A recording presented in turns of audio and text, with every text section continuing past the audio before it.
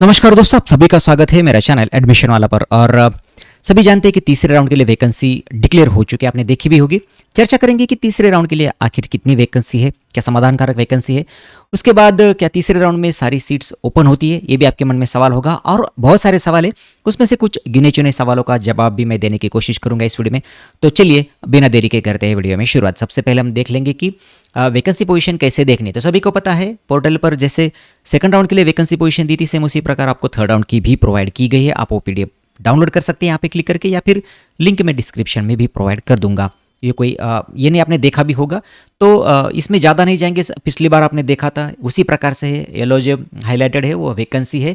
मैं फिर से दोहराता हूँ, पिछले वीडियो में भी हमने चर्चा की थी जब सेकंड राउंड के लिए वैकेंसी आई थी।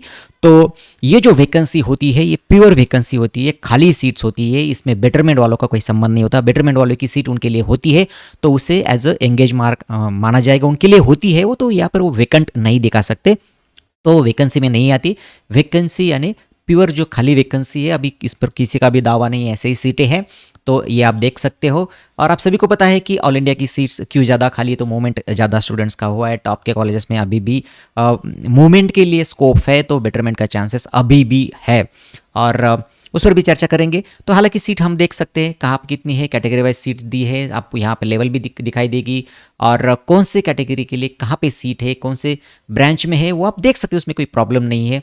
और यहाँ पे जी यानी जनरल और एल फॉर लेडीज़ की सीट होती है, कैटेगरी वाइज वो सब दिया है। स्ट्रक्चर आप देख सकते हैं, मैट्रिक्स में पूरे आंकड़े हैं, आप अपने कैटेगरी के लिए देख सकते हो। तो ये एक मुद्दा हो गया, क्योंकि पिछली बार हमने देखा था, उस पर हमने चर्चा ऑलरेडी की है, तो आप उसे देख सकते हो, उसमें कोई बड़ी बात नहीं है। तो हम बात करेंगे कि कौन आखिर एलिजिबल है, पात्र है तीसरे राउंड के लिए।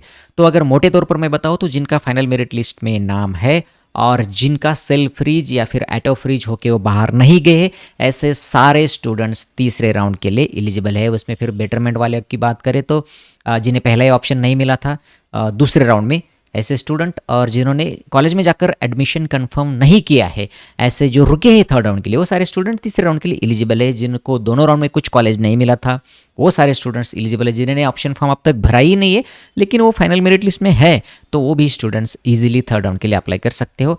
तो सभी को ये पता है कि कौन एलिजिबल है। अगर मोटे तौर पर समराइज करूँ मैं इसे, तो फिर ये होगा कि जिनका सेल्फ फ्रीज एटो फ्रीज होकर जो स्टूडेंट्स बाहर नहीं गए और जो मेरिट लिस्ट में फाइनल मेरिट लिस्ट में है, वो सारे स्टूडेंट्स ऑप्शन फॉर्म भर पाएंगे तीसरे राउंड के लिए।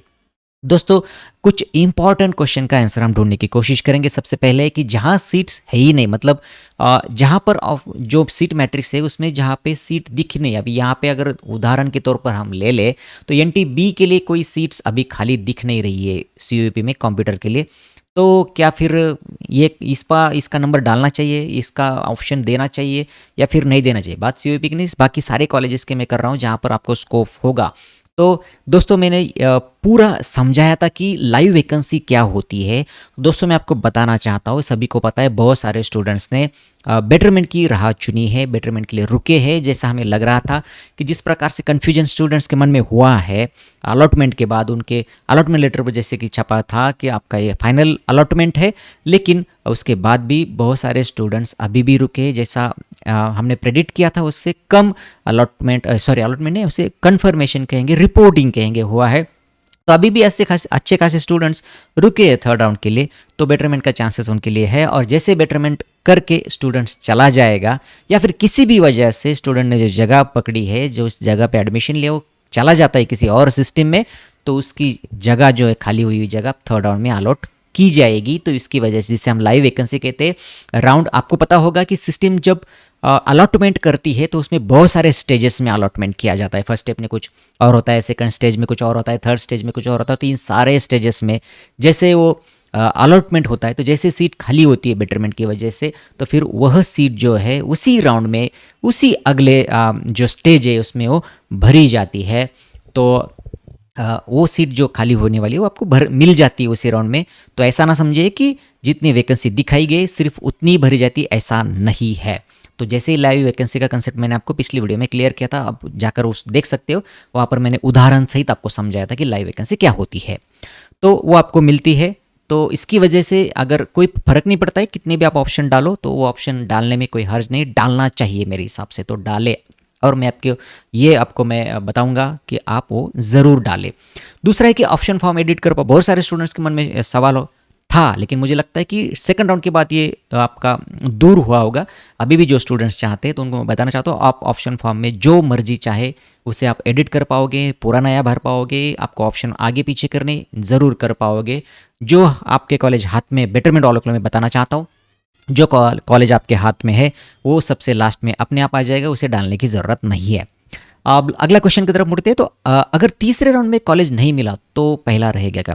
बहुत सारे स्टूडेंट्स के मन में ये भी सवाल था जब अलॉटमेंट हुआ था सेकंड राउंड का, और जब थर्ड राउंड के लिए वेट करना चाहते हैं। तो मैं आपको फिर से एक बार कंफर्म कर दूं कि अगर तीसरे राउंड में आपको कोई कॉलेज नहीं मिला, मतलब बेटरमेंट नहीं हुई, तो जो भी आपका पहला था, मतलब पहले राउंड में हो या फिर दूसरे राउंड में मिला हुआ कॉलेज है, वो फाइनल हो जाएगा। आप वहाँ पर जाकर एडमिशन ले सकते हैं, क्योंकि उसके आगे कोई राउंड नहीं है।